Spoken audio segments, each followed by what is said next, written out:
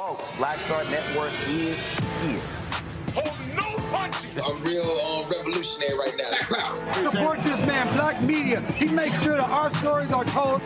Thank you for being the voice of Black America, Roland. Stay black. I love y'all. All momentum we have now, we have to keep this going. The video looks phenomenal. See, this difference between Black Star Network and Black-owned media and something like CNN. You can't be Black-owned media and be scared. It's time to be smart. Bring your eyeballs home.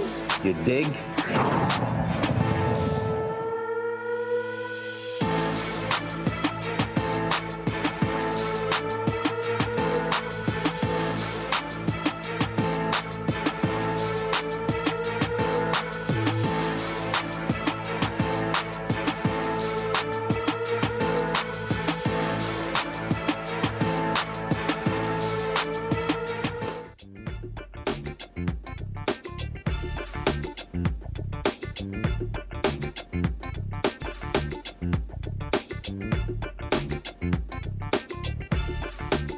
Today is Wednesday, February 14, 2024. Coming up on Roland Martin Unfiltered, streaming live on the Black Star Network. Chaos in Kansas City after today's Super Bowl champions parade. One person dead, 10 injured, and 2 people are reportedly in custody. The U.S. House closing the power gap after Tuesday night's special election when replaced expelled Congressman Republican George Santos. Democrat took that seat. Also on today's show, folks, Tennessee Republicans blocked a resolution honoring a Black Grammy winner while approving the same measure for a white one. And he was one of Dr. King's top advisors.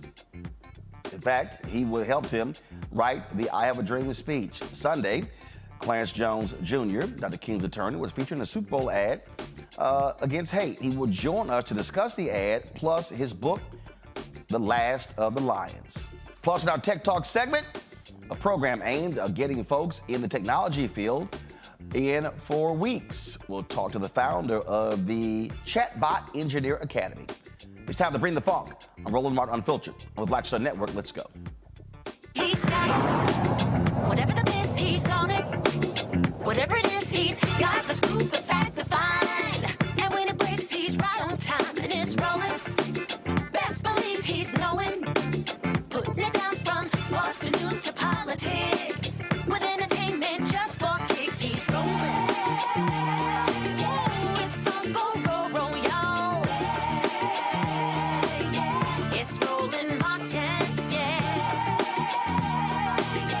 Rolling with Roland now.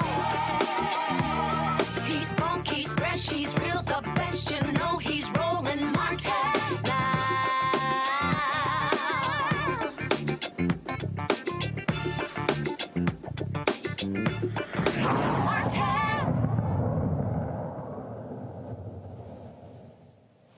Football, apple pie, and guns. That's all America.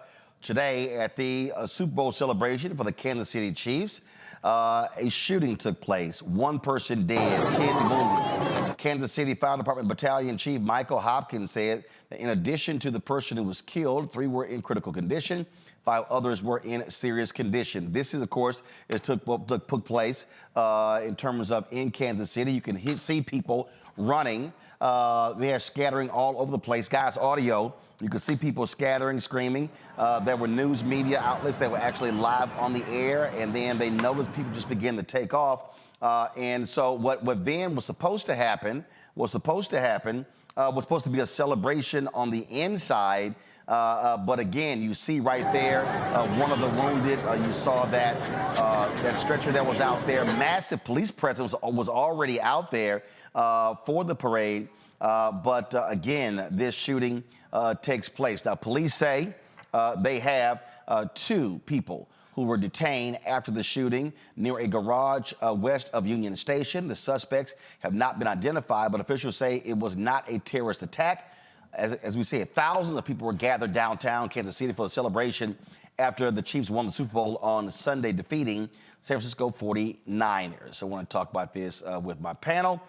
So joining me right now on Roland Martin Unfiltered, Robert Patillo, host of People Passion Politics, 1380 WAOK out of Atlanta. Also, Rebecca Carruthers, Vice President for Fair Elections Center out of D.C., as well as Suzette Speaks, attorney and host, the Suzette Speaks show out of Miami.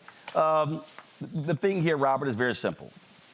And I said in the open, apple pie, football, and guns. What's more American than celebrating an NFL team winning a Super Bowl and gunfire erupts? Well, if you're in any major city in the United States of America, this is now an everyday occurrence.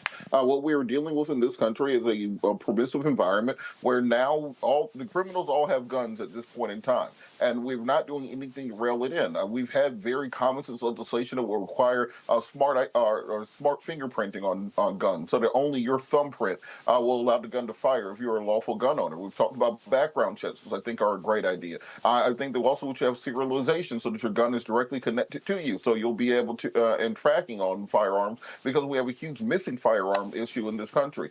People, for some reason, believe that the people who are pro-Second Amendment don't believe in any gun regulations at all. That's not the case. But we have to have common sense gun laws that stop the people who commit acts like this from being armed, but also allow people who are lawful gun owners who want to protect themselves. Someone who was in a situation like this, if there was a good guy with a gun who could have stopped it, we have to put laws in place that will protect those individuals and their Second Amendment rights. The problem that you have here, Rebecca, so when you talk about the issue of guns and trying to have voting rights, when you've got a Republican Party that doesn't care about any of that, when you have Donald Trump at one of his rallies just the other day actually praised and was excited and happy about what they did not do when it came to guns. In terms of what, so I want to do this here. I'm going to set this up. So let me play you exactly what he said. Here we go. Me has been a great partner. They endorsed me early in 2016, and the relationship's been a great relationship. And I'll tell you, they've been the NRA for me has been a great partner. They endorsed me early in 2016, and the relationship's been a great relationship. And I'll tell you, we did nothing about guns. He was touting that. We did nothing.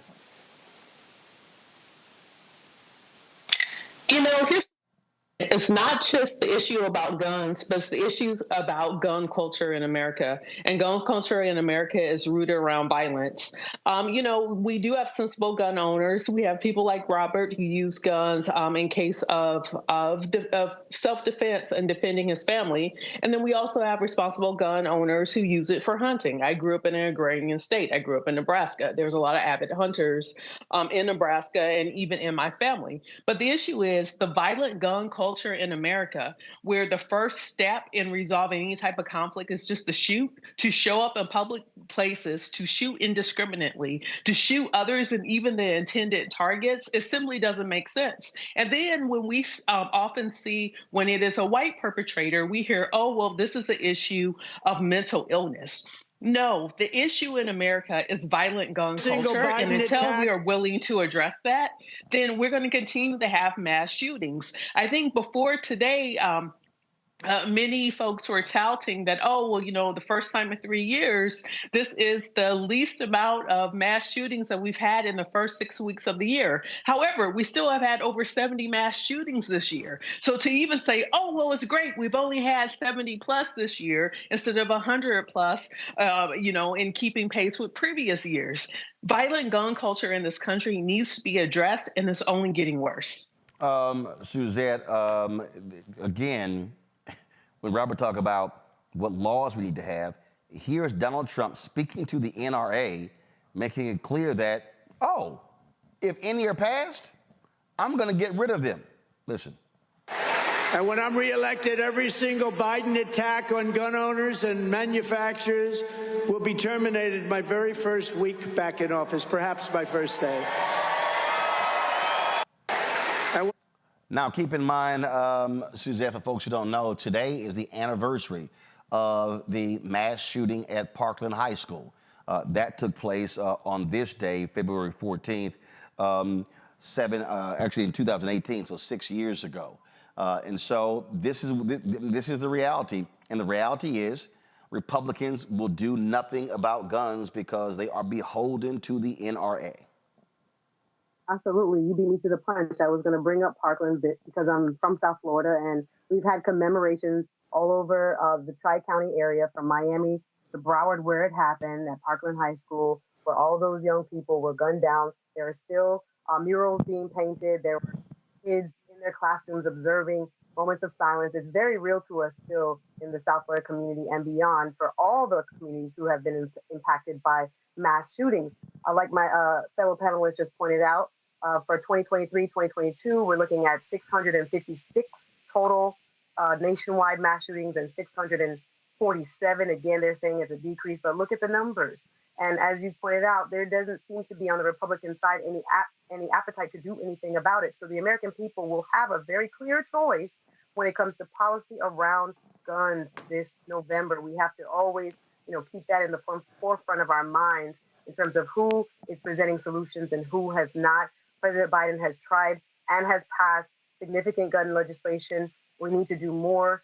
However, we are clear as to what the other side is not willing to do, as they have aligned themselves with the manufacturers and gun lobby. Indeed. Folks, hold tight 1 second. We come back. Big wins last night for Democrats in a special election in New York State, as well as in Pennsylvania. We'll talk about that and what it could mean for November. You're watching Roland Martin Unfiltered right here on the Black Star Network.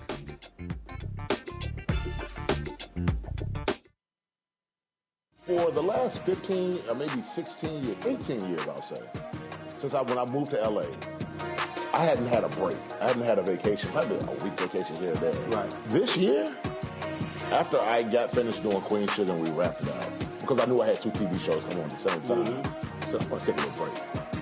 So I've been on break for the first time, and I can afford it now. Praise God. You know what I'm saying? Right. So I can afford it. I'm like, I can sit back and ain't got nothing to worry about, man.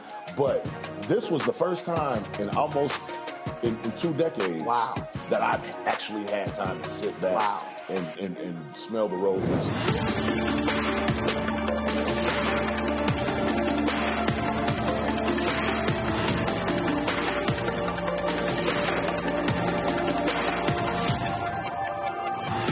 Next on the Black Table with me, Craig Carr.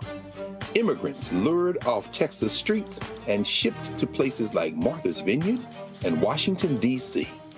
Believe it or not, we've seen it all before. You people in the North, you're so sympathetic to Black people, you take them. 60 years ago, they called it the reverse freedom rides.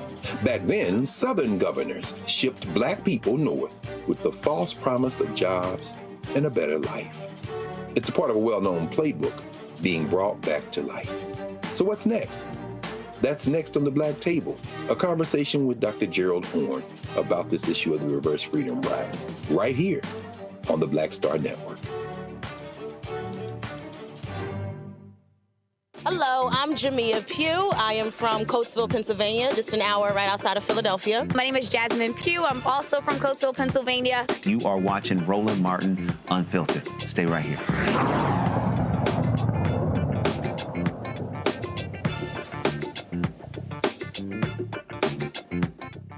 House Democrats picked up a seat, decreasing Republican power in the House after last night's victory in New York's 3rd District Special Election. Tom Ciozzi beat Republican nominee Mazi Philip to replace disgraced Republican George Santos, who was indicted for fraud and then expelled from Congress late last year, amid revelations that he fabricated much of his life story. Ciozzi's victory trims the Republican House majority to 219 to 213. That means that if every member is present and voting, the Republican majority can only afford to lose 3 votes on any bill. Ciozzi will only be in Congress until January 3rd, 2025. There will be a primary on June 25th to determine the nominee for the November general election. He's already announced he is running for that seat. No word if Philip is going to be running again. Not only that, Democrats also picked up a win in a special election in Pennsylvania, giving them a 102 to 100 majority in the Pennsylvania House. What's interesting about these races, especially New York, Rebecca, is that all of these polling showed that, that it was a tight race. It was only 3 to 4 points between the two. It was a blowout. And not only that, what we keep seeing is, again, we see this special election. We see other special elections. The reality is Democrats have been winning. And so you have this narrative that, oh my God, Biden and Democrats are in trouble. Yet when you look at what is actually happening in these elections, Democrats are winning. They are crushing Republicans in the suburbs. They are crushing them among college-educated voters. And so what you have is a different narrative being told when you have these media outlets that are so fixated on polls. And in this case right here, all the polls were absolute trash. You know, this is an example where feelings aren't facts. If you ask me my feelings, I talked to family members yesterday and they asked me who I thought was going to win the White House. And, I was leaning towards what some of these polls say. However, when there's opportunities for Americans to go out and vote, we've seen that Democrats have picked up, I think, almost every special election in the last 18 months. We can even go further back and we can look ever since when Roe v. Wade was overturned by the Supreme Court. And when we look at every special election since then, every ballot measure where abortion access is on the ballot measures where state Supreme Court races are on the ballot, we see that Democrats are picking up a W in the win column, and we see that Republicans and their conservative messaging is losing. So right now, when Americans actually go and vote, they are voting for the Democrats. Also seeing is this here. You're seeing, and we saw this, there were voters who said last night they voted for the Democratic candidate or the Republican because they were pissed off with Republicans for scuttling a border deal, a border bill. And so, again, I think what Rebecca says is important. You may ask in polls, do you want Joe Biden to run? Overwhelming number, including Democrats, the answer is no. But the reality is he is running. And so what it's going to come down to is, are you going to vote? And if so, who are you voting for? That's separate from how you feel. Absolutely. May I jump in here? Yeah, absolutely. I would say that the indications from this race, from the Tom Suozzi win, also go to the immigration issue, which I think if you look at polls, it seems as if the Republicans would be the stronger party or perceived stronger party on this issue. But Tom Suozzi did not back away from this issue in his campaign ads, in his daily rhetoric, and talking about how they tried to tie him with a problem that he didn't create, neither did Democrats. We had a bipartisan bill that was presented last week in Congress, but who were the folks that rejected it? It was the Republicans. So I think people are waking up to that. I think this race is an indicator that Democrats are not necessarily the losing party when it comes to the topic of immigration. And I also want us to pay attention, Roland, to who they ran against him. This putting of a person of color in terms of the Republican candidate slate, trying to put someone who doesn't match their typical demographics forward to somehow distract from how they really feel about the issues, I think is something that we're going to see over and over. And the voters need to be very wise and look at where the candidate sits on the issues as opposed to, of course, what they're trying to present, which is a person of color, so that resonates more than how they are going to vote when they get in office. At the end of the day, what we're looking at here, Robert, is a stark contrast between two parties. We're looking at one party that is completely, positively owned, operated, and controlled by a nutcase MAGA Republican in Donald Trump. You're looking at people, you're looking at individuals who won't move on a border bill. You got Speaker Mike Johnson standing up before the people saying that the special counsel report clearly showed that President Biden broke the law. That's not what the special counsel report says. They've only moved 30 bills through this Congress when normally you move 300. These folks are an absolute joke when it comes to being in leadership. And that's the point I want to drill down for my friends who are on the further left than many Americans are. Just because President Biden is not the far left progressive candidate you wanted, that does not mean he's not going to win re-election. Right now, if you look at the facts on the ground, President Biden's overlooking the strongest economic recovery going on Earth. I dare anyone to find an economy going better than the United States economy right now. If you look at immigration, Republicans have walked to get away from immigration bills. 2005, you have McCain-Kennedy. Republicans walked away. 2013, you have the Schumer Compromise. Republicans walked away. 2015, you have the Obama bill. Republicans walked away. They called it amnesty. 2018, you have Durbin Rubio. Republicans walked away. That was President Trump's famous S-whole countries comment. 2021, you had the reconciliation bill where they attempted to use that for immigration reform. The Senate parliamentarians said they couldn't put it in because it wasn't a financial bill. Then 2023, you have Republicans walking away from their own bill on the Langford Compromise. They don't want to do anything. If you ask a woman on a date for 20 years and she says no every time for various reasons, she don't want to go. And that's the truth. Republicans want to do nothing on immigration. And I think the American people are seeing that they only want to use this as an electoral football. So stop being so hard on President Biden. He's doing a good job. And let's just allow the Republican Party to continue imploding from the inside out.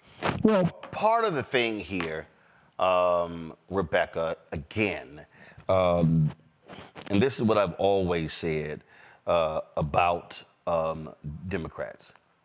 Democrats have an insane ability to be able to snatch victory out of the jaws of defeat. Democrats could pass a bill that is an important bill that impacts Americans, and what they'll end up doing is they'll get the bill passed, and they will then bitch and moan about what wasn't in the bill. That to me, that's part of the thing. And so I'm always going like, do you know how to actually celebrate a win? Some people are perpetually, the glass is half empty rather than the glass is half full. Here's the thing. We know the glass exists. We know that in this country, we need to do something with immigration. We know we need to do something to make sure that our borders are secure. And bottom line, if the Republicans don't want to play ball, then the Democrats need to take it to the American people and talk about, hey, if we control the House and the Senate, and if we have the White House, if we have a president who's a willing partner on this immigration issue, this is what we're going to do then in the first 100 days in 2025 to pass an actual immigration reform bill. That's what Democrats ought to be doing as far as messaging with immigration, because whether right or wrong, whether or not people have correct information or incorrect information, we do see that voters are being moved on the immigration issue. And, you know, and also the Democrats should definitely play offense too, not just on the policy side, but on the political side. Keep showing, especially in swing congressional districts, that Republicans are saying, hey, we will not play ball with the Democrats. We do not want to solve immigration. Our fearful leader, Donald Trump, doesn't want us to do anything because he thinks this is a winning issue for him in November. So Democrats need to play offense on policy, and Democrats need to play offense on the political side of things. And Suzette, I mean, my whole deal is this, when I say offense, I mean play offense. And you also make it clear. I don't care what Michelle Obama said, when they go low, we go high. Bullshit. When they go low, you bust their ass lower. Okay? Because again, what Democrats got to understand is you're running against a man where there is no bottom. It doesn't exist. There's a thing called the ocean floor. There actually is an ocean floor. Donald Trump has no bottom. So there's no such thing as, you know what, I think I crossed the line. That's his whole deal. That is what this party is going to do. January 6th showed you, if you are running against these type of thugs and you're going to a gunfight, bring a gun. Somebody, Biden, Jamie Harrison, somebody got to say, I'll be your Huckleberry. Yeah, I do believe on the messaging front, I do not know why Democrats seem so sheepish to tout the major policy wins of this president. It seems as if they're more afraid of the attacks that we've been seeing as of late when it comes to ageism and things like this, and less real and concrete messaging around the wins. There have been some huge once in a lifetime, once in a generation legislation passed that affects not only America as a whole, but Black people in specific when it comes to funding for HBCUs, when it comes to student loan forgiveness, when it comes to the climate change agenda and affecting underserved communities and other major points. We talked about insulin prices. I'm saying these things over and over again because I don't think the Democrats realize the education gap that has to continuously be filled, because the zeitgeist is so bent on pointing out what are the obvious shortcomings of this candidate that they're not quite aware and constantly kind of pushing out the opposing narrative in an effective way so that there is a balance in our social media as well as our traditional news media. They have to talk about wins such as yesterday being a choice of the adults in the room versus those who don't wish to see any progress. How did we get here? Remind them the George Santos saga is what took us to this special election in the first place. So I think once, as we're seeing in these two elections of last night, once people have that choice, they do want the adults in the room. They do want the problem solvers and the people who have the proven track record like this administration over the past 3 years. So it's up to them to get better in terms of the messaging and stand on business when it comes to calling out the Republicans and Mr. Trump for what they haven't done and that danger that they pose for the future of this country. You know, and look, I was talking about, of course, that scene from Tombstone. Remember, the one guy who challenged Val Kilmer, he was talking all that trash. Well, then when you say, Joe, you want to talk some trash? Bring it. That's literally what this was. Now, I'm sure the YouTube people gonna sit and get mad at us, gonna block this out. But I love the scene, and I'm telling you, if I'm the Democrat, they had their Democratic caucus meeting last week, Robert, at Lansdowne Resort. Biden spoke. If I'm them, I'm playing this video to say, this is how you do MAGA. You think you gonna punk me? No, we ain't scared of you. Well,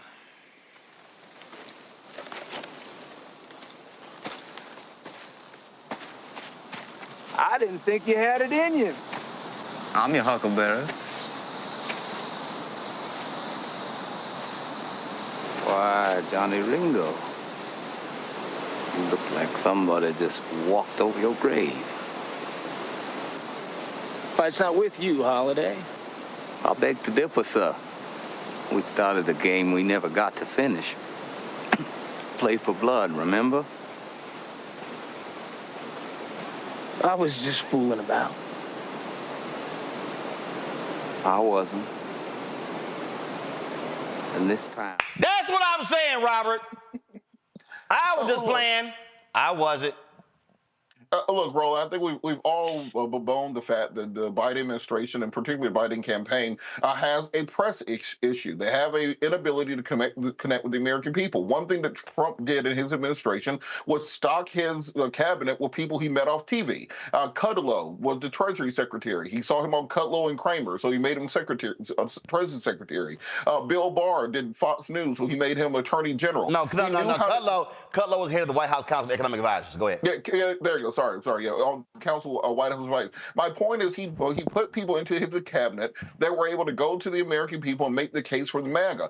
Think about the economic numbers that Biden had presided over that nobody for some reason knows about. 3.7% unemployment, 353,000 jobs created last month alone. The inflation came in at 3.1%, down from 3.2%. You had a high in 2021 of 9.2% unemployment, and we're down to 3.1%, a 64% decrease. Had 24 consecutive months of unemployment under 4%, first time since World War II. We're talking about 4.4% economic growth and real GDP growth. We have real buying power for American consumers going up. Every single economic indicator says we have the strongest economy that America has had in nearly a century, and by far the strongest economy in the world, at the same time that China, Russia, and the EU are all dying on the vine, and they have nobody to explain that to the American people.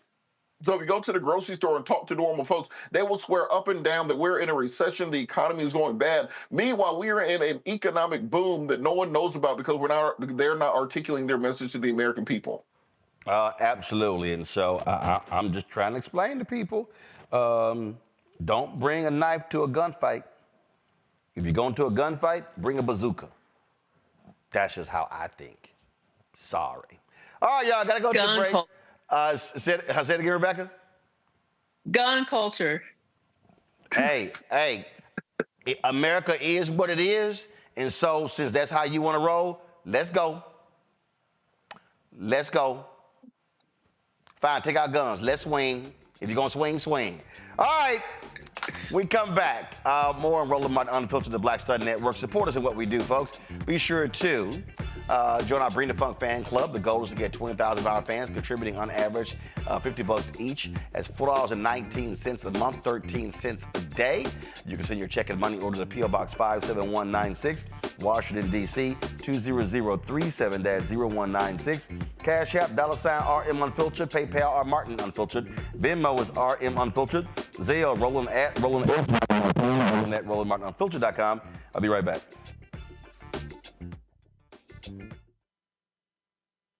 Hatred on the streets, a horrific scene, a white nationalist rally that descended into deadly violence. White people are losing their damn minds. As an angry pro-Trump mob storms the U.S. Capitol, we're about to see the rise of what I call white minority resistance. We have seen white folks in this country who simply cannot tolerate black folks voting. I think what we're seeing is the inevitable result of violent denial. This is part of American history. Every time that people of color have made progress, whether real or symbolic, there has been what Carol Anderson at Emory University calls white rage as a backlash. This is the rise of the Proud Boys and the Boogaloo Boys. America, there's going to be more of this. Here's all the Proud Boys, guys. This country is getting increasingly racist in its behaviors and its attitudes because of the fear of white people. The fear that they're taking our jobs, they're taking our resources, they're taking our women. This is white fear.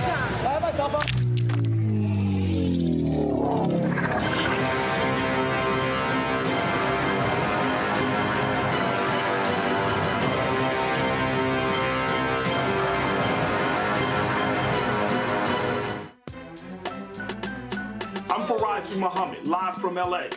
And this is The Culture. The Culture is a two-way conversation. You and me. We talk about the stories, politics, the good, the bad, and the downright ugly. So join our community every day at 3 p.m. Eastern and let your voice be heard. Hey, we're all in this together. So let's talk about it and see what kind of trouble we can get into. It's The Culture. Weekdays at 3, only on the Black Star Network.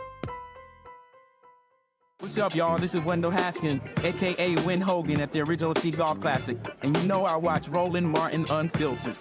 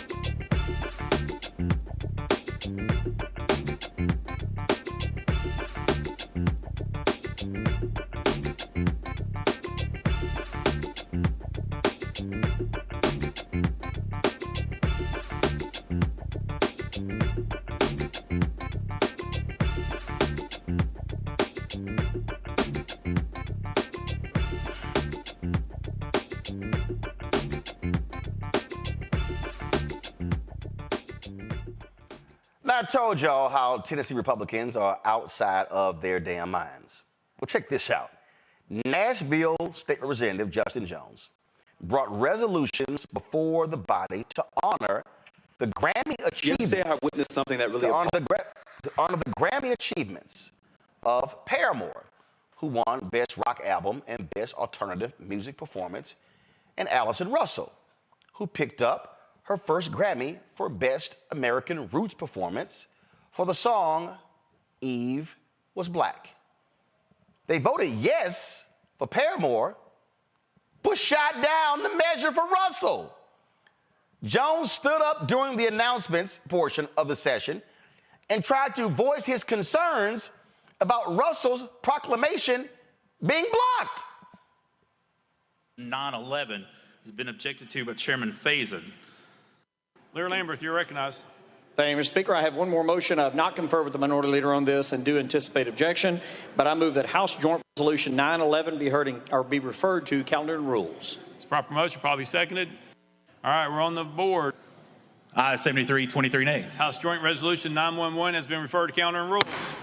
I was not planning to stand up today, but I want to make an announcement regarding Black History Month. Happy Black History Month to this body. I want to remind us that Black History Month is happening every day, and that just a few minutes ago, there was a resolution to honor someone who's making Black history.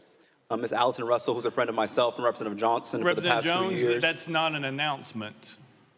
That's not an announcement.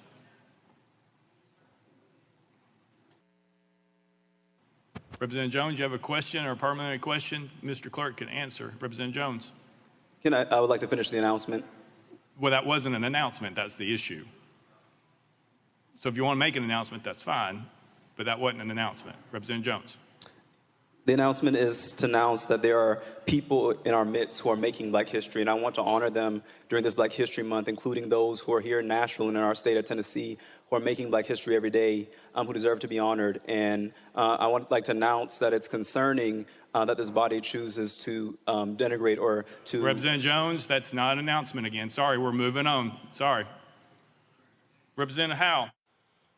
Russell thanked Jones for trying. She said, thank you. And Rep. Gloria Johnson presented this resolution. Is a high honor. If the Tennessee GOP blocked it, I take it as a compliment. Russell wrote on her social media accounts, their bigotry, sadly, is on relentless display.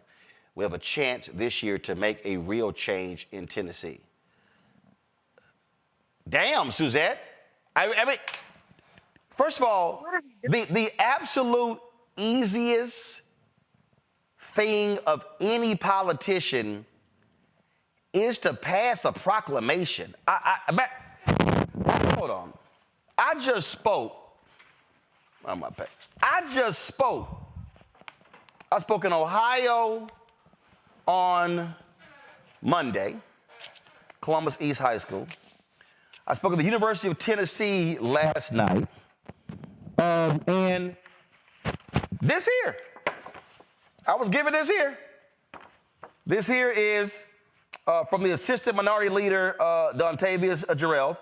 On behalf of the House of Representatives of the 135th General Assembly of Ohio, I'm pleased to welcome Roland Martin to the great state of Ohio and the city of Columbus. And it goes on to talk about a variety of things in my career or whatever. And I've got a ton of these from states all around the country, places where I've spoken. I mean, you name it. Tennessee, Georgia, Mississippi, Alabama. I mean, I got keys to the city. I got awards all over here. I mean, I got all kind of different stuff. These white Republicans are like, nah, damn that. We ain't even gonna pass a proclamation for this black woman. Yes, Roland, this feels like deja vu. This is the same body. I'd just like to remind our viewers that had the Tennessee Three make national headlines when they decided to expel two young black brothers, Justin Pearson and who we just heard from, Justin Shea Batista Jones. And they did not, during that time, also expel their colleague, Gloria Johnson. And there was no given reason of any import or substance as to why the disparity. And here we are yet again, looking at something as simple as a proclamation, as you pointed out, mostly just ceremonial in nature, having no a legal potency, right? Just to acknowledge a Tennessean like Miss Russell, who, just like her counterpart, Paramore, won a Grammy. But here we see a body, yet again, who is making some sort of distinction without any kind of credible explanation as to why it seems as if the young artist who happens to be white is okay for the proclamation, but the young artist who happens to be black gets no acknowledgement. It's shameful. It's shameful. And I'm glad Justin Jones tried to make a part of the record there in the Tennessee House that this is wrong and that his fellow legislators are to be held to account. This is not okay. This sets, again, yet another precedent in that state that for some reason, some of its citizens deserve recognition while some of them don't. And we have to make sure we are right alongside him in calling it out. Now, here's the deal, Robert. This Jeremy Faison, this Republican, he actually had an issue with it. And the Tennessee Holler, who do some great work. Let's see if I can play this here. They actually caught up with him trying to demand some answers from him. Check this out. Come on, guys. Audio, please. Okay, pull up audio, please. Thank you. Here we go. Hey, Jeremy, what issue did you have with the Allison Russell resolution? What was your problem with that one? What's your problem with Allison Russell, Jeremy? Is it who she is? Speaking of the devil. 73-23 nays. House Joint Resolution. So he wouldn't even answer the question. Look, as Maya Angelou said, when somebody tells you who they are, believe them the first time. Tennessee is making it very clear they are not evolving much from the days of William Bedford Forrest when it comes to the legislature there. And I think at this point in time that this doesn't motivate everybody in Memphis, everybody in Nashville to get up and turn out to vote. There are 16.3% of the population of black folks are in that state. If you mobilize, you can make some real action and make some real changes in that state house so these folks won't feel so comfortable and cavalier to act in this way. But also to my black conservative friends now that I talk to all the time, I've got a bunch of them. When you have these conversations, you say that black folks are basically just making up racism, that it's a thing of the past and that we're still just belly aching about it. These are the types of micro-racist aggressions that we deal with on a day-to-day basis. And if this is what they'll do directly in your face, imagine what they're doing in those boardrooms. Imagine what they're doing when they're having those hiring and firing decisions. Imagine what they're doing when they're trying to decide if a highway goes in an empty field or through a black neighborhood, or if they're going to build a dam that destroys a black community around the country. This is just the small microaggressions and racism that black folks have to do every day. And we have people like Nikki Haley saying America's not just isn't a racist country, but has never been a racist country. I would love for her and some more conservative friends to explain exactly why you have a situation like this and what exactly this woman did wrong to not be qualified. Ben Shapiro and Charlie Kirk and Candace Owens have been saying, well, maybe it's diversity, equity, and inclusion. That's the reason that these people aren't qualified for things, when in reality, they do anything they can to cover up for the white supremacists in this country that still hold political power around this nation. And the thing here, Rebecca, this is not a question of, oh, well, we're going to support this representative over here when it comes to Paramore, but we're going to ignore Justin Jones. Jones brought up both of the resolutions. So they explicitly said, we going to honor the white person, but damn the black woman. 1 out of 5 black adults in Tennessee are ineligible to vote. 20% of the 16.3% of black folks that Robert referenced are ineligible to vote in Tennessee. And this same legislature is trying to make it harder for black folks to be able to vote. Full stop. This current and even previous Tennessee legislatures are clearly anti-black, i.e. they are racist. They have hostility towards black people. Just like Suzette said, when we saw what happened last year with the Tennessee 3, the 2 people who got expelled were, guess what, black. The one person who did not get expelled was white. So look, dogs bark, cats meow, racists are racist. And that's what we're seeing with the Tennessee legislature. And by the way, Eve was Black, and scientifically, Black women have the Eve gene. I'm telling you, I mean, what we see here, folks, from Tennessee Republicans, Tennessee white Republicans, is perfectly clear. They will do all they can to demonize and to destroy Black people. Last night, I spoke at the University of Tennessee, Martin. That is about 2 hours and 40 minutes from Nashville. It's in rural Tennessee. And the Black folks were telling me, they were like, man, it is different here with the white folks here. And let me just be perfectly clear. I let them know exactly what I had to say about a whole lot of issues. And they heard a whole lot of stuff about white folks, about Black folks, about history of this country. I have the video. We're gonna upload that. We're gonna stream that event. Again, I spoke there last night. But that's what has to happen. And I said to them point blank, I said, I need the white folks in this room and those who are watching to understand.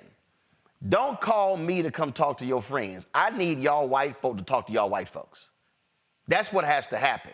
Okay? I said, because what I brought up, I even brought up all the people, all these MAGA white folks and even some Black folks, crazy Megyn Kelly acting a fool, complaining about Lift Every Voice and Sing being sung at the Super Bowl. And even Black conservative Armstrong Williams posted a tweet complaining about that. And even Pastor Darrell Scott was like, are y'all nuts? How y'all complaining about a Christian hymn? And not only that, Lift Every Voice and Sing was literally written for a birthday celebration of Abraham Lincoln. It wasn't until 1919 when the NAACP said that it was the national Black anthem. Uh-oh. What happened in 1919? Something called Red Summer. And what was Red Summer? When Black people were being killed across the country in race riots. It wasn't until 1931 that America adopted the Star-Spangled Banner as a national anthem. But wasn't the Star-Spangled Banner racist? Check out stanza 3. There's a reason why it was dropped. So I love these people, Suzette, and I'm gonna do it around with you, Robert, and Rebecca. I love these people who claim that by singing Lift Every Voice and Sing, we are dividing America. We shouldn't have two anthems. You know what? I'll take you, I will agree with you. We should not have two anthems. Get rid of the racist one. The one written by Francis Scott Key, the Star-Spangled Banner. Plus, Lift Every Voice and Sing is a better damn song anyway. Suzette. Listen, I was inside of an establishment, and they had everything played out into the restaurant except for the Black National Anthem. We were waiting, and I was left because I thought, wait a minute, we're here to watch the entire program. So even on a local level, that was happening. But nonetheless, Hold on. No, wait. Now, did they turn it up? No, they didn't turn it up. We missed the whole thing. Did y'all get in their ass? No, listen, I don't want to fight, but I did mention to the manager. I did tweet about it, and I did put it out there. No, Suzette, that's what you gotta say. Hey, turn that up. See, dog, we roll it. It was a packed house. I don't give a damn how packed it was. How many of y'all were there? It was just me and my homegirl. It was just two of us. Shit, that's all you need. All you need is one. Y'all could get that food for free. The Bible says where two or more. The Bible says where two or more are gathered.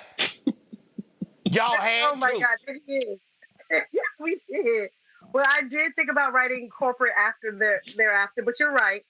In the moment, it was very distressing, actually, just to see that, hey, this also should be broadcast.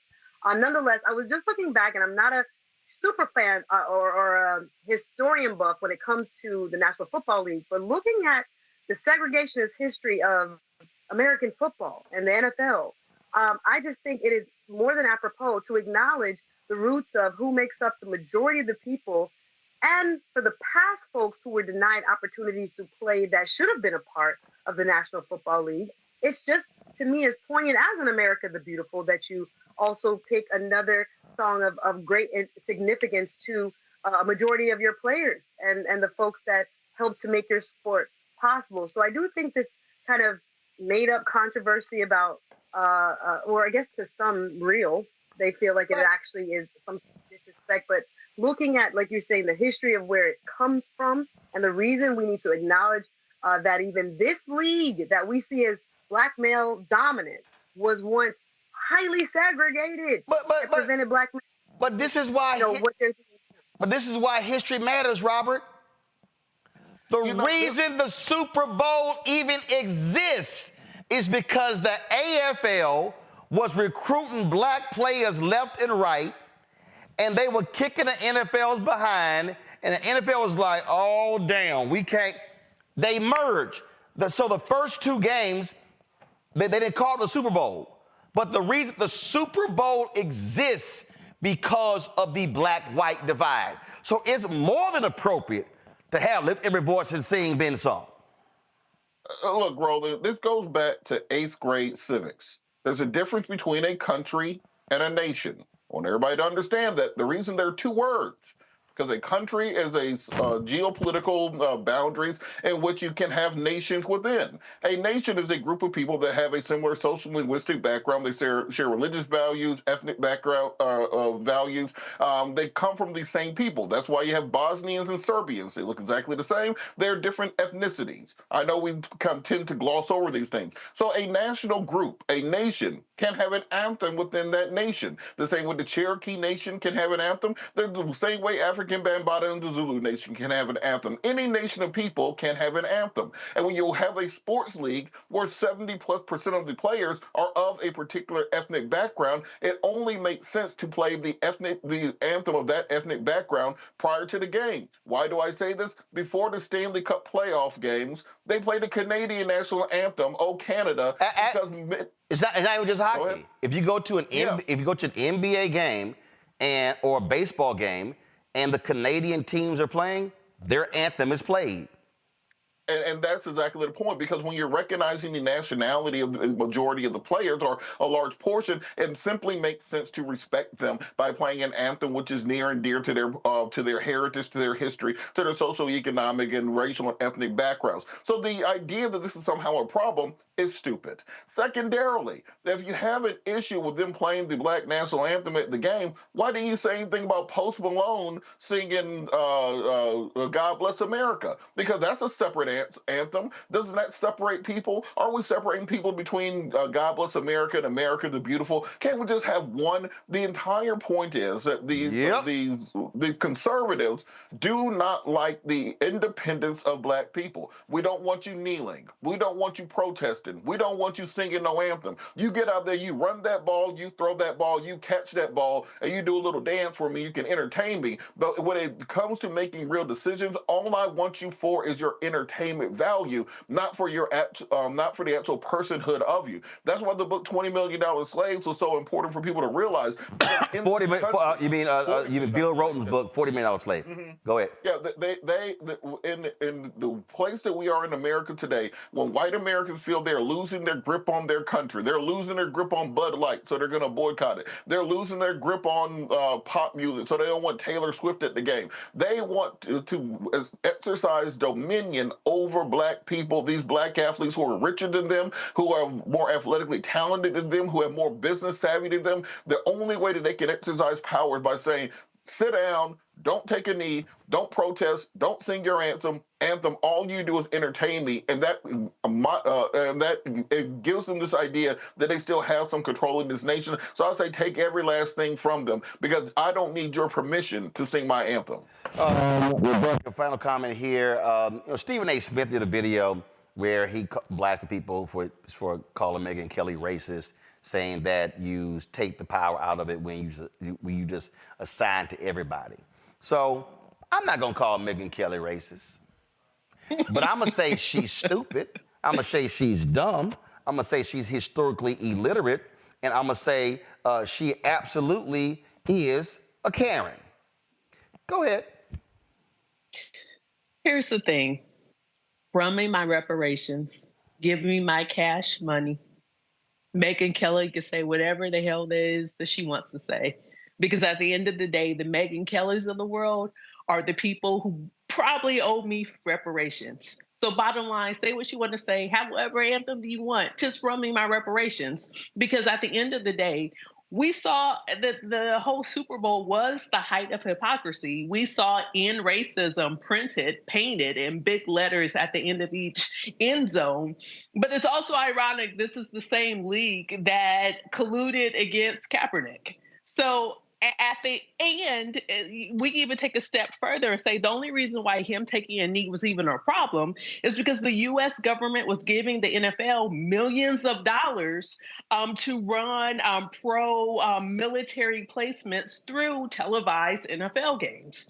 So at the end of the day, all of this is about money anyway. So since this is about money, run me my reparations. There you go. All right, folks, got to go to break. We come back. We're going to talk about the anti-hate Super Bowl ad that was featured starring Clarence B. Jones, the longtime attorney for Reverend Dr. Martin Luther King Jr. He joins us next. I'm sure he got some thoughts about the whiny complaints of the right when it comes to lift every voice and sing. You're watching Roland Martin right here on the Black Star Network.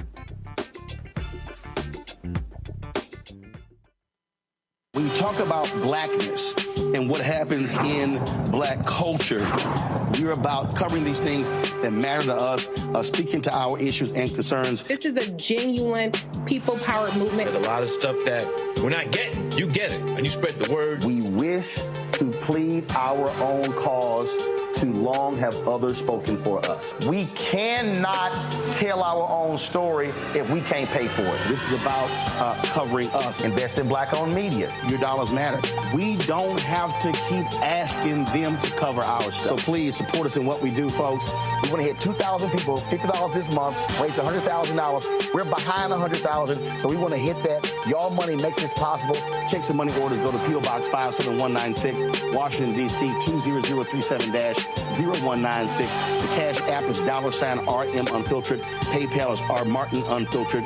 Venmo is RM Unfiltered. Zelle is Roland@RolandSMartin.com.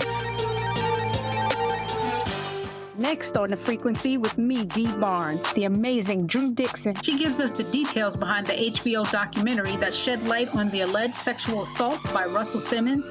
And we're talking about the Netflix documentary, Ladies First, right here on The Frequency on the Black Star Network. Hey, yo, what's up? This is Mr. Dalvin right here. What's up? This is KC. Sitting here representing the JODECI, that's Jodeci, right here on Roland Martin Unfiltered.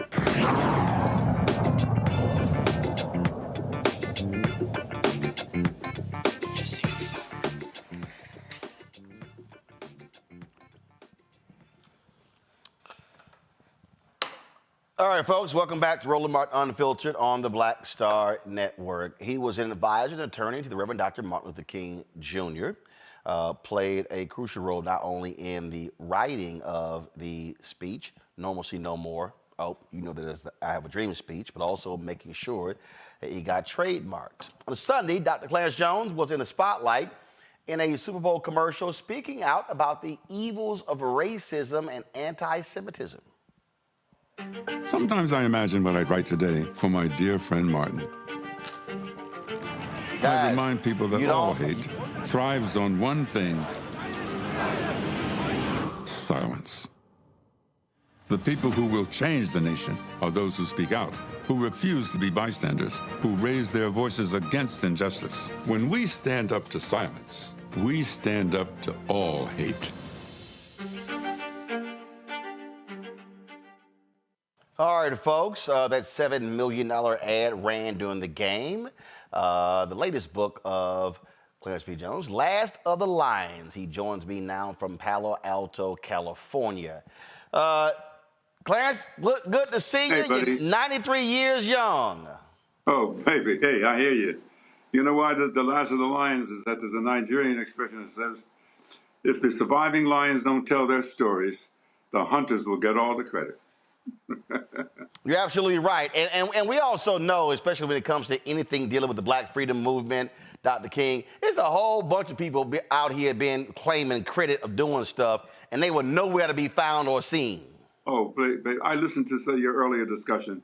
I could not agree with more. You know, we have to, the bottom line is that we as Black people, this nation owes us. We built, I don't want to take valuable time. I'm not. No. First of all, it's my show. So we got time. Go ahead. I don't want to. I'm a piece of quiet, but I'm listening to you and I'm listening to your guests. Of course, like some beautiful lady kept saying, "Give me my reparations." That's me, because we built this country. I repeat it: we built America.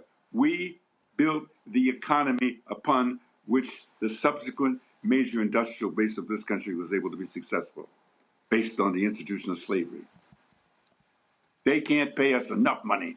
When I hear somebody quibbling over reparations, Nikki Haley she's not qualified. If a person doesn't know the cause of the Civil War, that person needs not even, he wants to be the president of the United States.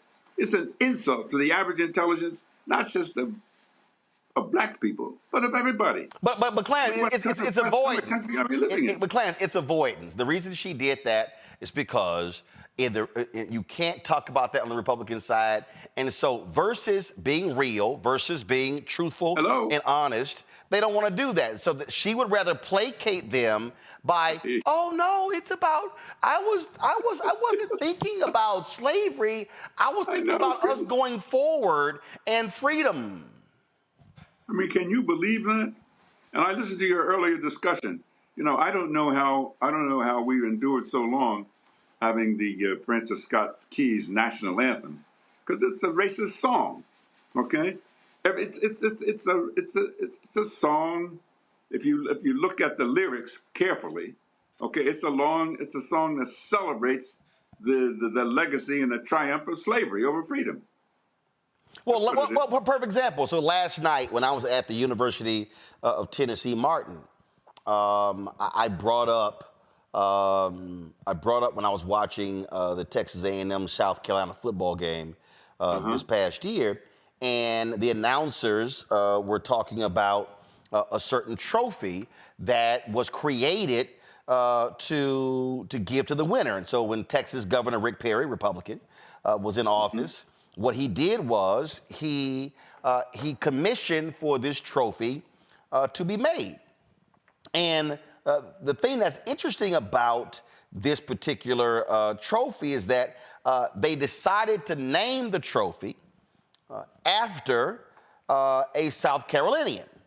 And this particular South Carolinian helped Texas fight at the Alamo. Now, when you listen to a lot of these people talk about the Alamo, and they talk about, remember the Alamo, and in Texas, born and raised, everything was about, no, the Alamo was about freedom. The Alamo was about. Really? And then, so you're watching this whole deal, and so here you have this trophy that he has made. And so when they were discussing it during the game, my crazy self don't really care, Clarence. I tweeted, not damn Black person should even touch that damn trophy, because it's named after a man who came there to fight for Texas to keep slavery. The battle at the Alamo wasn't about, when they say Texas freedom, yes, it was for freedom against Mexico, because Mexico was abolishing and outlawing slavery, and every person at the Alamo who got killed was fighting for slavery. So I said, get rid of that damn trophy. Come on, preach to me, brother, preach to me. Tell the truth. That's what I told him. This is why I'm so glad, by the way, that you have your show, and you've structured it in which you have a financial independence, and you can just say what you want to say and put on the air whom you ever want to put on the air. The problem we're having, Roland. Hey, Clarence, hold on 1 second. So your camera, move your camera down, because your camera, okay. Yeah, we're getting half. There we go. There you go, right there. All right, now go right ahead. Sorry. Continue with your comment.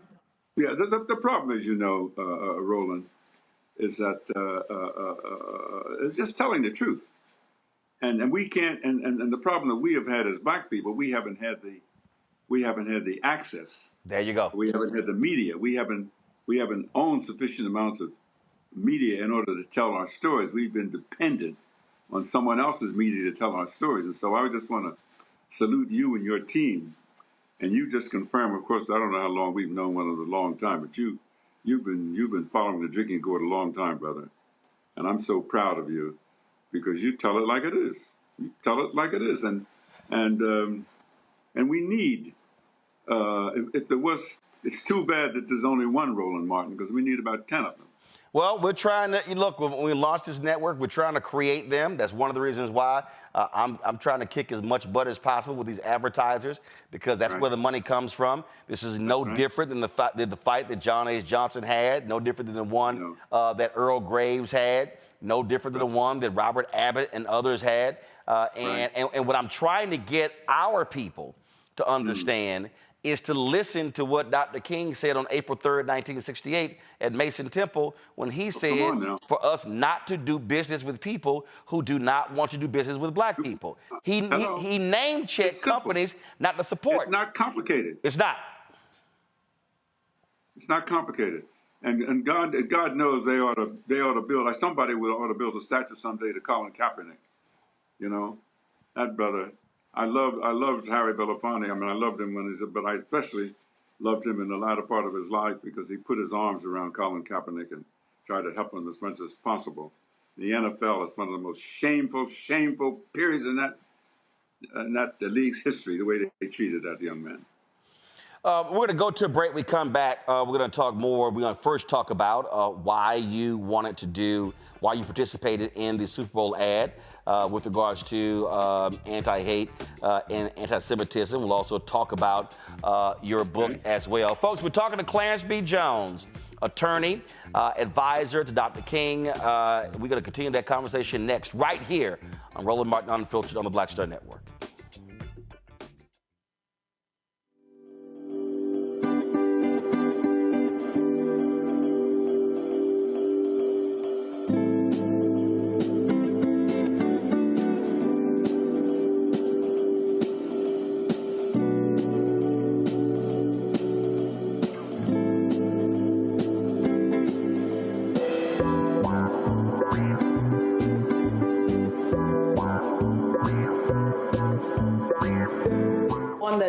Get wealthy. Did you know that the majority of households headed by African American women don't own a single share of stock? No wonder the wealth gap continues to widen.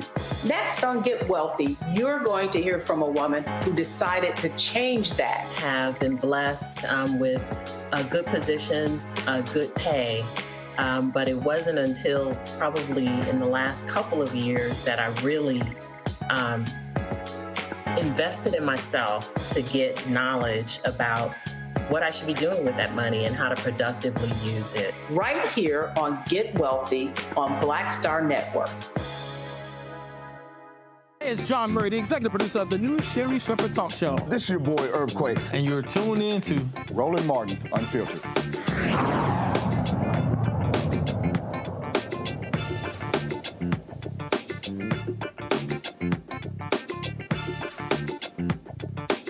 Folks, welcome back. We're talking to Dr. Clarence B. Jones, attorney. He was advisor for Dr. King. He has a new book out, Last of the Lions.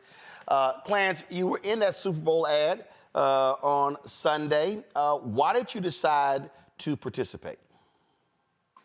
I decided to participate because while the ad initially I think was conceived to be directed towards speaking out against anti-Semitism, as I looked at the text and as I looked at the people as they were trying to form the message, I said, "No, hold on now."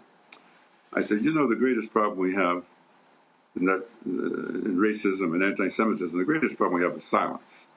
The greatest problem we have, people know damn well they see racism, they hear it, and they don't do anything about it. So the greatest problem we have, we got to confront people and say, you cannot be quiet in the face whether it's anti-Semitism, whether it's anti-LGBTQ, against LGBTQ people, against black people. Silence is unacceptable. Silence is unacceptable. When you see it's wrong, say it's wrong. Do something about it. Because silence in the face of obvious racism amounts to complicity, tacit complicity. It means if you don't say anything, you must approve it.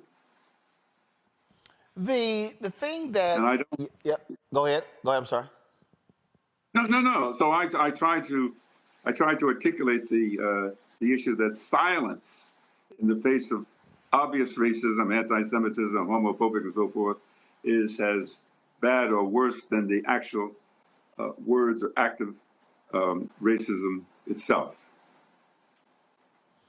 And the thing was interesting to me here is when we talk about hate.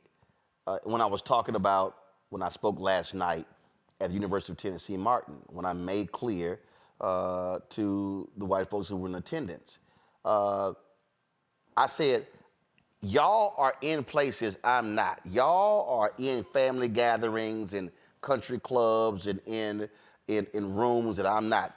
While you need to be the one, if somebody makes a particular statement that you know is foul and it's racist or it's sexist, you need to be the one saying something they have right to there. speak up. I said, I can't be there. I said, you have got to say something and do something. That's right. That's right. So that's essentially, I mean, silence is complicity. Silence is complicity. Silence means that if you don't say anything, you approve it. And in fact, you had an opportunity to oppose and you did nothing. In fact, when you talk about the silence, when you talk about that particular point there, and let's talk about, we take the NFL, I mean, here's their biggest game, obviously, of the year. And for the last 2 years, Jim Trotter, actually the previous 2 years, Jim Trotter, who worked for the NFL Network, publicly challenged Roger Goodell, the commissioner, about the few black staffers that work for the NFL Network. Well, last year, they decided not to renew Jim Trotter's contract. So every year, Goodell has a news conference at the Super Bowl. And out of all of those journalists there, only one journalist, a brother, decided to stand up and follow in the footsteps of Jim and challenge the NFL commissioner on this issue. I'm going to play for you the question, but the thing that stands out to me the most is none of those other journalists thought about it, was going to say anything, but thank goodness this one brother, knowing full well that they did not renew Jim's contract, actually dared to question Goodell. Listen. Look, I know I'm out of Kansas City. I've had dreams of maybe working for the NFL Network one day, but... I'm sorry. When I say I'm out of Kansas City, so I've had dreams of working for the NFL Network one day, but be that as it may, I know that you don't run the NFL media newsroom, but you do run the NFL, and they answer to you along with the 32 owners. As of this press conference, the NFL media newsroom still employs 0 black managers, 0 black copy editors, 0 full-time black employees on the news desk, and your only full-time black employee, Larry Campbell, passed away over the weekend. Now, Mr. Trotter, Jim Trotter, was not here, for whatever reason.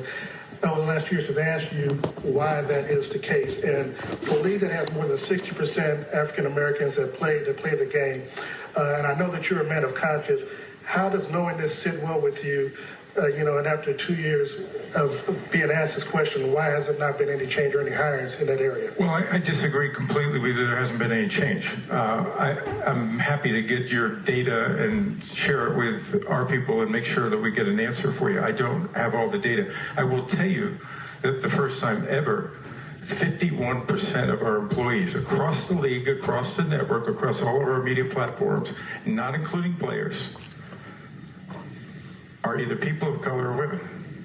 First time ever. So progress is being made. And there are areas where we still need to work and we still need to improve, whether it's offensive assistants or maybe people in our media newsroom. Here's one of those cute things that he just tried to do there, Clarence. And this is, and look, y'all experienced the same game when you were there with Dr. King. When folks would sit here and go, he goes, well, 51% of folks are people of color or women. Well, first of all, when you say women, you really mean white women. Because if you're a black woman, you in the people of color category. If you're a Latina, you in the people of color category. So I would then want to say, and this is how I would have followed up, Commissioner, well then please tell me, what is the percentage of the people you're talking about? How many of the percentage of the people are people of color and how many are women? White women. What's the number? Or is it 40% of the 51, is it majority of the people are women? But not only that, so NABJ, National Association of Black Journalists, dropped a letter. I had a problem with the timing of it. It took place on Friday night, where they called out the NFL for their poorest numbers. And the theme that jumps out into demanding a meeting. And I've made clear to NABJ leadership that it needs to be a very aggressive tone, if you will, in terms of how we go. Here's the press release right here. And this is a perfect example as you're talking about. It's silence. And what has to happen is, what the NFL cannot do is sit here and go, oh, we've got black players, we play Lift Every Voice and Sing, and we've got Usher performing at halftime, and Jay-Z is organizing the music, and all that's great, but that's not the case when the brother laid out, and we know the numbers in NABJ, the numbers are real. 0, 0, 0, 0, 0. And the reality is 32 owners, including one of them who paid for that commercial that you're in, Robert Kraft, they actually run the league. So if they want to sit here and be real, then he has to say, stop playing games. Why do they have 0 black people in leadership positions in the NFL network, which is media? Hello. That's a very appropriate question. Very appropriate question. It needs an answer yesterday. Not now, yesterday. You've, something that you understood, because your previous book, a lot of people may not know this. Panel, also get ready for your questions. A lot of people may not know this. You were having a nice life. Things were great. Things were wonderful. And Dr. King came and talked to you in L.A. And you were like, nice guy, but man, listen, I got a nice career. Things are going well. And then the next day he gave a speech, and he called out the professional class of black people. And you said, man, it felt like he was talking directly to me, looking at me, and challenging me, and that's what led you to get involved. And Clarence, what drives me crazy today is that the work that you and Dr. King and all the other folks involved, and then following Reverend Jackson, and again, the advocacy of John H. Johnson and Butch Graves. And Clarence, we got black people sitting on boards of directors today.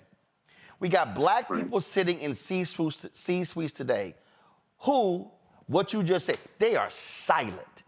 They say many of them there are getting their check and their money. There's no sense being there if you're not going to exercise the power. There's no sense being there and being silent, not exercising the power. Because silence in the face of obvious racism is complicity, period.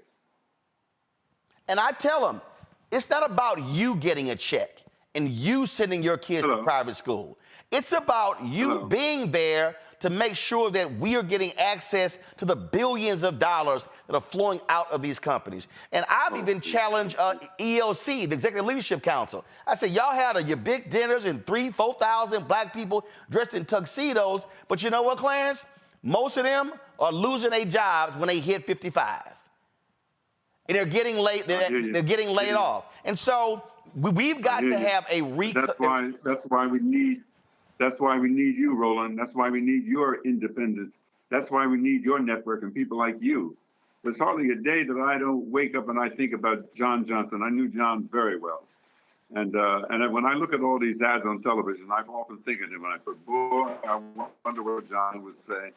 when you would look at the ads on television. You hardly see an ad that doesn't have some person of color or some in it. And that didn't happen accidentally. That happened because of the power, the political power of Martin Luther King Jr. and the coalition of people who worked with him. And that included, let's get the record straight, that included a significant segment of the Jewish community who supported us. I'll let the record speak for itself. Mm-hmm. Absolutely. Questions first, Rebecca. Dr. Jones, it's such an honor to speak with you tonight. So I've been having a debate with many people in my generation.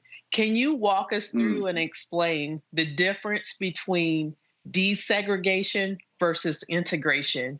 And what was it that you all were trying to accomplish? Were you all trying to accomplish desegregation, or were you all trying to accomplish integration? No, we were trying to accomplish segregation. We were trying to accomplish getting rid of those barriers, which would enable our people to participate at all levels in all forms in the exercise of their talent. That's what we were trying to do. We were trying to get rid of the barriers that would enable our people to flourish. Our people, you know, we constituted, 12% of the population. And we recognized that we couldn't do it alone. That's why we reached out to our brothers and sisters in the Jewish community who would understand what we're trying to do. It all came down to a question of power. If you have the power, you can do it. If you don't have the power, you can't do it. Absolutely. Robert. Robert, you're muted. Thank you so much for all your knowledge and wisdom. And I for the people who talk about age or when it comes to our elected officials, I want to point them towards you to say that there are plenty of people who are still fully able to lead this country, and we many of us need to sit down and listen more as opposed to trying to shuffle people out the door. I've had this conversation with people for the last couple months about the way that the conservatives have started co-opting much of Dr. King's language, much of Dr. King's teachings, and then perverting it to their own causes. I saw Marco Rubio the other day. Absolutely. They know King, Clarence, go ahead. Oh, please. It's obscene. I mean, to put Dr. King's words in Marco Rubio's mouth of any conservative, it's obscene. I mean, you know, you don't have to have a PhD in the speech or history. It's just obscene. All you have to do is look at the history of the person who's trying to co-opt the message. Robert, go ahead. Absolutely. And my point behind it is they use the one line out of the I Have a Dream speech, color the skin, content of their character. They kind of run with that. No. Can you talk about what the actual meaning of that speech was for people who've never actually read or listened to all 1,600 words of it? Oh, let me tell you something. You get to, how many times have I listened? I want my kids to be judged by the content of their character, by the color of their skin. He was talking within the context of the history of this country and slavery. So they take that word out, they take that segment out of the speech and say, oh, you see, Dr. King is talking about a colorblind society. No, he wasn't. He was talking about a society that was very conscious of color. It just didn't want color to have a political consequence on the power you could exercise. Suzette? Yes, Dr. Jones, it's a pleasure. I wanted to ask you about your work with the organization Spill the Honey, and the group that seems to work on behalf of Black and Jewish solidarity. It seems as since the Hamas attack on Israel, there is a generational divide among African Americans about the nature of our support for what I would make a distinction of Jewish people and the Israeli government. And I do think there is some education gap when it comes to, as you just stated, there was a working of Jewish people alongside Black people hand in hand. And I was just watching CBN News, and they quoted you as saying that there would never have been a civil rights movement or even landmark legislation in civil rights if we, as Black people in the United States, did not have the support of Jewish people in the movement. For those who are not familiar with that history, Yes, and so I know we can't give a historical fact.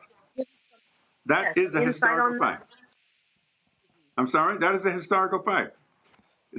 The power, it's the power of the 12% of the population, we then, black folks, Negroes, and the alliance that we were able to forge with a significant segment of the Jewish community that was able to develop a power base that enabled, in this case, President Johnson, to give him the spine to pass the legislation, civil rights legislation, the first since 1964, and then the voting rights legislation in 1965. It was that alliance. I mean, we can't dispute the facts that were the actual facts. The actual facts were that there was indeed an extraordinary alliance between 12% of the population, and I don't know what Jews within 4% of the population, but the fact of the matter is that alliance between the black community and significant segments of the Jewish community turned this country around. I mean, I can't change those facts. Those are the facts. So, Clarence, but what we're seeing right now, when we look at what's happening between Israel and Hamas in Gaza, you've got a significant number of young people, black, white, Latino, others, who are angry with the response of Israel. They are angry with President Joe Biden and his administration. Mm-hmm. And then you have folks who are Jewish are saying, wait a minute, how are you not defending us? But then you have black folks, young black people saying, hey, wait a minute, we understand the oppression of the Palestinians coming from Israel. And so you have a divide. You have a real divide. And a lot of these young people saying, I might not vote. And many of them say, I am not going to vote for President Biden because of his position on this. So if you are, how would you mediate this, negotiate this, or what would you say to both sides on this issue? I don't have a problem. I don't have a problem with an issue because the simple fact of the matter is there is no question that the attack on Israel, October 7th, was an extraordinary attack of barbarity. Now, the fact that that happens doesn't obscure or means or send it to the garbage bag the important issue of still resolving the issue so that there is a viable two-state solution. Okay, I don't pretend to be an expert on Israel-Palestinian relationships, but I know this, and everybody knows it. You don't have to be a rocket scientist. There can be no peace in Israel. There can be no peace in Israel unless there's a peaceful settlement with the Palestinians, period. You don't need a PhD. You don't need 1,000 books to talk about it. It's a simple historical fact. But then you have a Netanyahu who has rejected a two-state solution. Then you have... excuse me, is Netanyahu going to determine the policy of the United States? Is Netanyahu going to determine what are we? Netanyahu could be who he was. I have my own personal feelings about Netanyahu, and I will keep them to myself because I don't want your network to be called off the air. Well, I can tell you right now, the network won't be called off the air because when you own it, again, the only person who can fire me is God. Hello. Anyway, Netanyahu is a distraction. We don't want to go down that road of Netanyahu or not Netanyahu. The question is, what's in the best interest of the United States?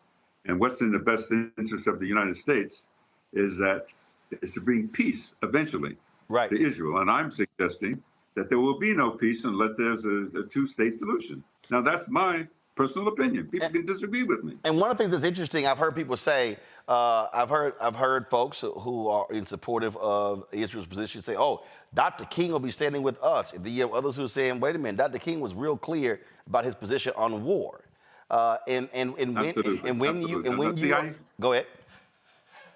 It offends me when people try to preempt and try to pigeonhole Dr. King to support their particular position. Okay? Dr. King's unequivocal support for the Jewish community is a matter of record. I don't have to defend it. It needs no defense, okay? And to try to pollute that record by pushing it in a certain direction to satisfy those people who want to support Israel's action or want to support those people opposed to Israel action, I won't be drawn into that. I won't permit his legacy to be besmirched by that. But he was a person who absolutely was adamant against war. Oh, without question. Without question. You don't have to be right. I mean, please. You know that, Roland. You know that. And by the way, every white person, black person, Jewish person, a non-Jewish person who listen to this discussion, they know it too. We have, this is an election year. There are choices to be made. There are people who say they may sit it out. You've got African Americans who say they have growing discontent with the Democratic Party. You got people who are saying Joe Biden's too old. And then you got an absolute insurrectionist who Republicans are fully embracing. There's somebody sitting out there right now who says, you know what, both parties are the same. I don't care. I'm just going to sit this one out. It doesn't matter. My life really won't change if Trump gets elected, if Republicans control the House, the Senate, and the White House. What do you say to that person? I say, whatever your political choice is, it is obscene, particularly for a black person. It would be absolutely obscene. All the blood and suffering and toil that went into getting the voting rights bill, all of the blood, toil, and sweat that enabled us to change this country, and you're going to tell me you don't like the choices because you're going to sit there? That's not an option. The option is, remember Martin Luther King Jr., remember John Lewis, remember Andrew Goodman. Remember all of those people who didn't give their lives were taken from them as they struggled to enable us to have a better country. So I cannot quietly say I'm not going to do anything. I have to vote. I have to vote. Now, the last person, I have not yet seen a perfect candidate. Now, the last perfect candidate I know, he was crucified at the age of 39 and he died on the cross. And he allegedly walked on water. Now, I don't know of anybody currently or recently that has those qualities. So I don't know what is called a, quote, perfect political person. So I by admission, I'm going to vote for an imperfect person because he's not Lord Jesus. I do have a final question, and I thought about this. It literally just hit me. This is a final. I'm like a Baptist preacher. I'm looking at you. This is like a Baptist preacher. This is the final question. Well, the final question right now, because my assistant is making the flight stuff right now, so I'm coming to see you on February 24th. Before I go to LA, I'm coming to see you in person. All right, brother. You have these conservatives who are attacking Dr. King. They're bringing up this article that David Garrow wrote based upon these transcripts. There are tapes that are going to be released in 2027. And you got people like Charlie Kirk who are like, oh, this man was a moral failing, and they're talking about all these different things. And when somebody asked me, I said, let me be perfectly clear. I said, I absolutely believe nothing from anything from the FBI and COINTELPRO. They were evil, they were sadistic, and I trust nothing from them. But the reality is, when these tape audio recordings are going to be released in 3 years, it is going to cause a lot of discussion, dissension among lots of people. In these recordings, they claim about orgies. They claim a woman had been raped in Dr. King's presence, and he laughed. They claim all sorts of things. And so, again, just say if we put a time capsule. Let me interrupt. If we put time capsule in 27, how would you respond? What would your response be when these tapes come out? Blasphemous garbage. Martin King was no saint. He had his imperfections, okay? I stake my political and moral reputation. Anybody who says that Dr. King would what? Would participate and see a woman be raped? I mean, please say that in my presence. I'll slap you down. You know, and I know I'm committed to nonviolence, so I have to slap you down nonviolently.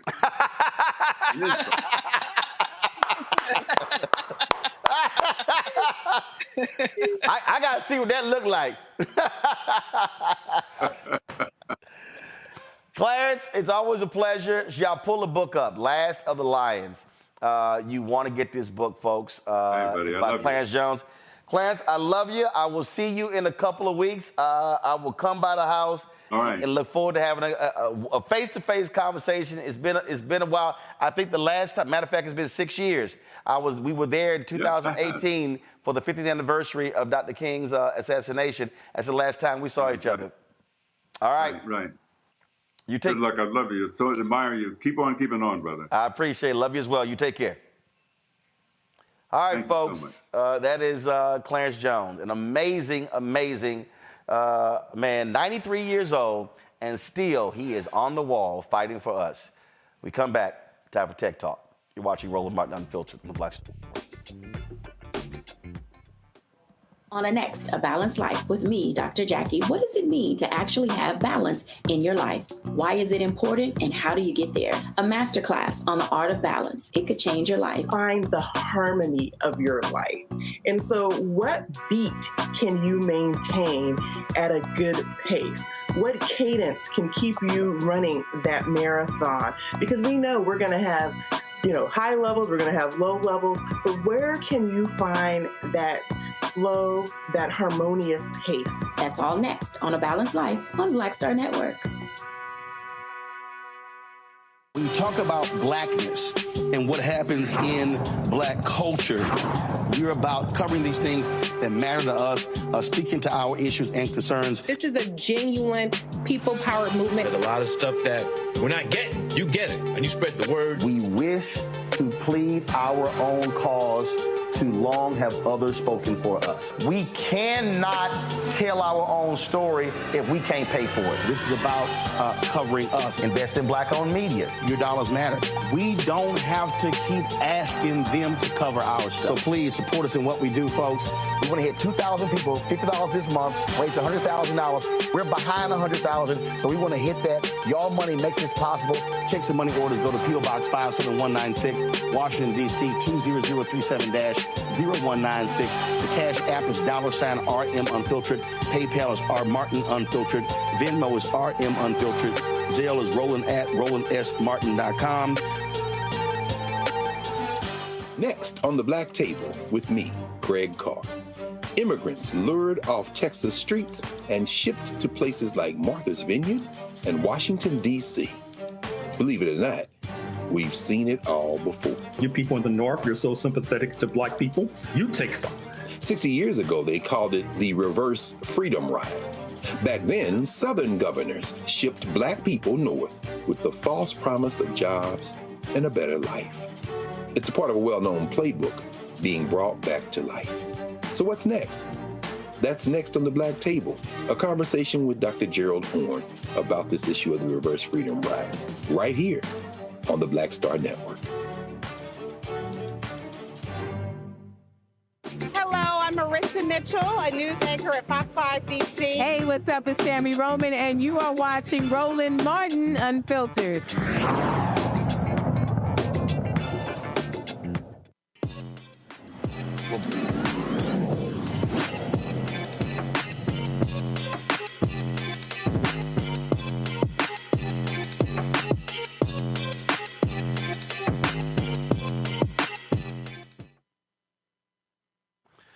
Georgia County is launching an innovative program that will revolutionize the job market by providing a gateway for folks to get into the field of artificial intelligence.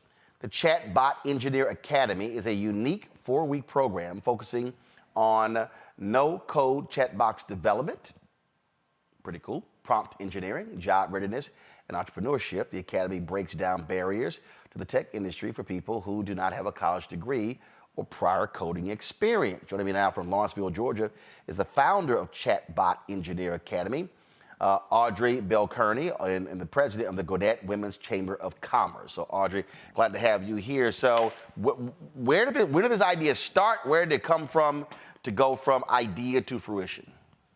Well, thank you for having me, Roland. One of the things I had did was I am the president of the chamber, and I was working on a project for me and two of my business partners, and I was programming a chatbot, I call it a superbot, and it was for women or people who were 50 plus who wanted to go into entrepreneurship. But here's the thing, like if you are an entrepreneur yourself and somebody wants to get into entrepreneurship, there's a lot that goes with that, right?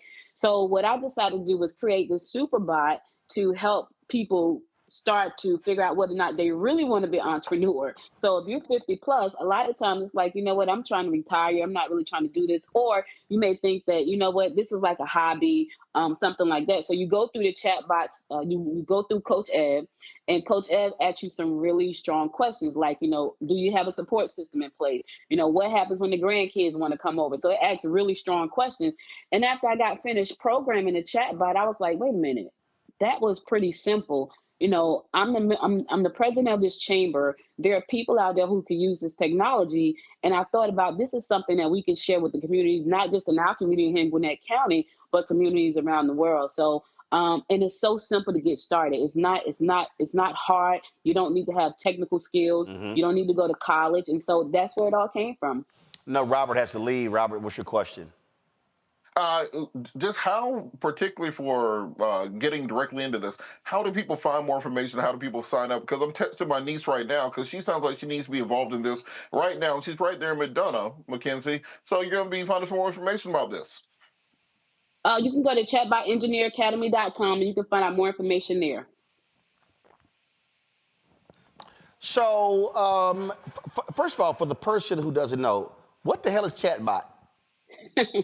So chatbots actually came out in 1966, Roland. A lot of people don't know that. So the first chatbot was named Eliza. It was 1966 it came out. We thought that it just came out in 2023 when 2022 when ChatGPT came on the scene. But when you think about it, if you got a smartphone, like I have an Apple phone, Siri's on there, that could be a chatbot. You have an Alexa in your house, that could be a chatbot. So it's a smart artificial intelligence that learn from human beings, and then it give us back the content that we have fed into it. And that's the point there that like people keep asking me, am I concerned about AI, replacing what I do? I said no. I said because what you got to understand is it is taking existing information, but it's not creating new information. Now, some say, oh, no, it's creating new, but it's not. So the reality is let's say somebody wanted to, whether it's chatbot or AI, and an issue comes up, and so they then scour all the information out there and then assemble what my position is on that issue. Well, guess what? What that damn chatbot or AI can't do is realize I might change my mind. Right. So folks have to understand when we're talking about artificial intelligence, what it can and cannot do. And like, for instance, there's some things, like some believe artificial intelligence is going to take over the world. Let's be real clear. Chatbot and AI cannot unclog your toilet. You're going to have to call a plumber. Well, wait a minute now. You might have a robot that can come and unplug your toilet. No, but that's a robot. But you still going to have to call somebody. Somebody, you will. You ain't going to be hopping on Google and just think you can figure. So my point is, there are a lot of jobs that you still are going to have to sit here. And again, you can sit here and say, well, yeah, I'm going to call a robot, but can that robot crawl under that house? See, it's a lot of, again, I'm trying to get people to understand that stop freaking out on this notion that this is going to take over everything and everywhere. It's not. It's not going to take over, but I think what most people need to understand is they need to get ahead of the game. It's not going to take over everything. Will it replace some jobs? Absolutely it will. But here's the thing, it's creating just as many jobs. But you have to be ahead of the game. You have to know how to use the technology in order for that to happen for you. Suzette? Yes, I love the direction you're taking this, my sister. It reminds me of some pioneers from here in Miami, Felicia Hatcher, the founder of Black Tech Week, Cam Ward, the founder of Black Men in Tech. And so I wanted to ask you if you see this as a model for possibly bringing it outside of Gwinnett County. And also, I'm just curious about these entry-level positions, or it sounds like there's a low barrier to entry, forgive me, to getting into your program. It's only 4 weeks, but I'm curious as to what the jobs will look like. So those are the two parts there. Other people doing what you're doing, and is it going to serve as a model? And then what kind of jobs are we talking about? I really hope it does become a model for communities around the United States and abroad, because it is a low barrier to entry. Now, here's what people need to know. You will not get the job that's $300,000 coming out the gate, because this is no code. This does not replace raw code. You still, if you want to advance to the $200,000 and $300,000, you're going to have to learn Java. You're going to have to learn JavaScript. You're going to have to learn Python. But if you want to get your feet wet, you want to get in the game without having to learn all those things right out the gate, then you take a no-code platform and you build on top of that platform. So right now, if you have the tech background in JavaScript and you got, Python training and things like that, you can come out the gate swinging, making around $90,000 to $120,000, and that's across the national average. Here in Gwinnett County, that average is about $85,000. So when you think about it that way, those are high-profile, high-paying jobs. But if you are entry level, you don't have a college degree, you just want to do something different, you want to make a difference in your life, you want to do a career change, you're probably looking at around $50,000 to $60,000. Now, here's the thing. I see this from two perspectives. I see it from the perspective of you getting a job, but I also see it from the perspective of you starting a side hustle, just because there are a lot of small businesses out there and solopreneurs who just don't have the time to learn the technology, nor do they want to. So that's an opportunity for you to become something like a fractional chatbot engineer for a bunch of small businesses. Now you are an independent contractor working for a group of small businesses, helping them out, helping them become more productive while you learn and grow. My other passion and hope is that people who take this first step, they go on to take bigger steps. So now we can keep it going. You can keep learning. You can keep educating yourself, and so you can get to those high-paying jobs, $300,000. When ChatGPT first came out, there was a company that had a $335,000 salary, right? $35,000 salary. That's far and few. That's not the norm. That was right out the gate. Is that going to last? Maybe, maybe not. But right now, the average is around 90,000 to like 125.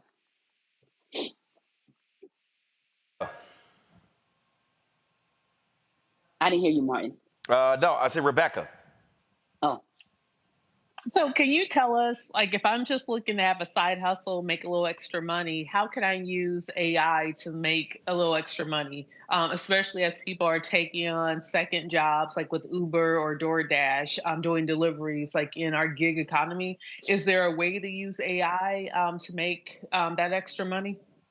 Absolutely. So there are small businesses out there right now who just don't have the time to learn the tech. They don't want to, but they want to be more productive. They want to automate some systems. And this is a great opportunity for someone like you to say, you know what? Let me start this side hustle. Let me help out small business in my community. Let me go in there and help them create these workflows that's going to automate their emails, their blog posts, their sales outreach, their lead generation. That's what you can do with these tools. So you put them all together and you make them work together. So that's a side hustle for you. Now, ChatGPT has a GPT store, right? Kind of like back in the day when you first got your iPhone or your Android phone, there was an app store, and everybody put an app in the app store. Well, ChatGPT now has a GPT store. I think I've built 8 GPTs on the store. They're saying that when people use your GPT, you're going to start to earn revenue from that. Now, to build a GPT, depending on how complex it is on ChatGPT, it could take you anywhere from 5 minutes to 25 minutes, and you have a full-blown GPT. That could be another side hustle for you. So, and it's really simple to do. You just got to have a paid subscription to ChatGPT that's $20 a month. So there's so many things that you can do from that. Not only that, you may want to think about what you want to create for your own self. Like when I used it, I created an artificial coach. I named the coach Coach Ev, right? That's my mother's name. She passed away in 2021, but I named it after her, Coach Ev. And so when people go to Gen X University, before they can even talk to the coaches, they go through Coach Ev, answer a series of questions, and then they move on to the coach if they decide that's what they want to do. Now, for them to move on to the coach, now there's another side hustle that somebody can, have. So it's so many things that you can do with that. So Audrey, all right, for folks out there that are trying to get more information, where do they go? You can go to chatbotengineeracademy.com. Chatbotengineeracademy.com. All right, well, we surely appreciate it. Thanks a lot. Thank you for having me. All right, let me thank my panel. I appreciate all of you being with us today. Suzette, Rebecca, Robert as well. Appreciate it. Y'all have a great one. Folks, don't forget, support us in what we do by joining our Bring the Funk fan club. Your resources are critically important. You can join by sending your check and money order to P.O. Box 57196, Washington, D.C., 20037-0196. Cash App, $RM Unfiltered, PayPal, R Martin Unfiltered. Venmo is RM Unfiltered. Zelle, Roland at RolandSMartin.com, Roland at RolandMartinUnfiltered.com. Be sure to download the Black Star Network app, Apple phone, Android phone, Apple TV, Android TV, Roku, Amazon Fire TV, Xbox One, Samsung Smart TV with close to 100,000 downloads. Y'all, come on, let's hit that 100. Oh, by the way, everybody on YouTube, hit the damn like button, y'all. We should easily be at 1,000 likes. Y'all taking too long. Let's go. Also, be sure to check us out, 24-hour streaming channel out, available on various platforms. Amazon News by going to Amazon Fire. You can tell Alexa to play news from the Black Star Network. You can also go to Plex TV, Amazon Freevee, Amazon Prime Video. Also, be sure to get a copy of my book, White Fear, How the Browning of America is Making White Folks Lose Their Minds, available at bookstores nationwide. Go to Audible to get the audio version of the book as well. Folks, tomorrow I'll be in Indianapolis for the NBA All-Star Game weekend. Look forward to that. Greg Carr is going to be sitting in the chair tomorrow, Candace Kelly on Friday. But I will be, of course, sending content back. And so I might pop in live on the show. So don't be surprised if that happens. And so if I see you, just let me know if y'all going to be in Indianapolis. I'll see you. Oh, by the way, hold up. Let me do this here. Last night, let me see if I pull it up. Again, I spoke at UT Martin. Had a great time there. And why is her name escaping me? But I'm gonna show her. Okay, so one of our fans, she showed up last night. Okay, come on now. Screen mirror is taking way too long. Let's see here. Did I turn Wi-Fi off? I want to show it. I want to show it. See, she rolled up to the speech, rocking one of the shirts. Okay, here we go. Hold on one second. And turn the Wi-Fi back on. All right, now we can connect. Here we go, Roku. All right, here we go. And let's pull her photo up. And so, again, great to see. Would love to see our fans out and about. And so, thanks for coming out and supporting last night. Looking good in your Roland Martin Unfiltered shirt. Man, it's always great to see y'all. So, and I told y'all, so anybody out there, if y'all bought our gear, post it on social media. Be sure to tag me, Roland S. Martin on Instagram, Fanbase, Twitter. You got Facebook, you got Snapchat, you got TikTok. TikTok, I think, is Roland Martin Unfiltered. You got Tumblr, all of those. But let me know, and everybody who rocks our gear, whether it's a shirt, whether it's a sweatshirt or T-shirt or a hat, you post a photo, I will show it on the show. And so please do so. All right, folks, that's it. I'll see y'all tomorrow. Have a fantastic weekend. Always support Black-owned media. We are doing the stuff other people are afraid to do, but we're here to speak truth to power, and that's our goal every single day. All right? Y'all be well. Holla! Black Star Network is here. Oh, no punch! I'm real revolutionary right now. Thank you for being the voice of Black America. All momentum we have now, we have to keep this going. The video looks phenomenal. See, this difference between Black Star Network and Black-owned media and something like CNN. You can't be Black-owned media and be scared. It's time to be smart. Bring your eyeballs home. You dig?